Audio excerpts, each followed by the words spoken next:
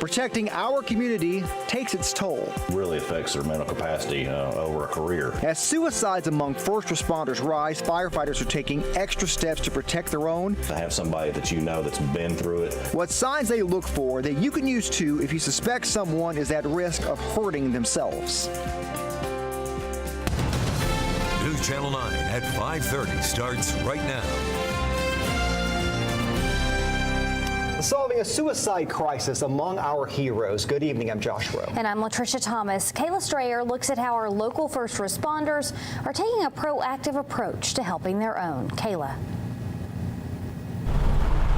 Yeah, good evening. Chattanooga's fire chief tells me that in 2017 nationwide, there were more first responder suicides than there were line of duty deaths. He says here in Chattanooga, they're working to change that by starting a peer support group so firefighters can talk with one another, especially those who are struggling.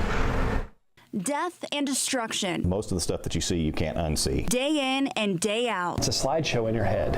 A sickening slideshow of tragic images. Trauma to children, those are some of the worst ones. It doesn't go away. I remember every tragic thing I've seen, especially kids. Those kind of images stick with you for a lifetime. Seeing trauma is part of the job for first responders. Now, we expose our members to a lot of bad stuff because that's the nature of our job. There's house fires, car crashes, rescues, the Woodmore bus crash, and the 2015 terror attack. An event like that doesn't go away for us. Chattanooga's Fire Chief Phil Hyman and Dallas Bay volunteer firefighter and chaplain Jim Lewis open up with us about a very real problem. The rise of suicides in our business is dramatically increased. People who have taken their own life, that's really, really hard to see. Jim has personally dealt with suicidal thoughts. I've wrestled with those thoughts most of my life. Talking about mental health can be challenging, especially for first responders. When I started my career early on, it was just suck it up, it's part of the job. Now, when you ask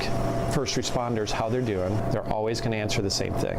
I'm okay. Everybody knows when you keep things bottled up like that, that's when bad things can happen. That's why our local first responders are taking a hands-on approach to solving the suicide crisis. Firefighters talking to other firefighters. There's a new peer support group in the department. Firefighters are trained to notice when a fellow firefighter needs help and the best ways to respond. It's not that I come in and fix, but we walk together towards hope and healing and wholeness together. For Jim, his therapy dog Jupiter has been a huge help.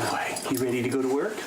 Yes. It has done so much for me. I come home at the end of the day and he gives me his Jupiter hug. Yeah, and Jim said there's 3 steps that anybody can take to help anyone who might be dealing with suicidal thoughts. It's called a QPR: question, persuade, and refer. Basically, be able to offer resources to anybody who you feel is dealing with this. Reporting live in Chattanooga, Kayla Strayer, News Channel 9.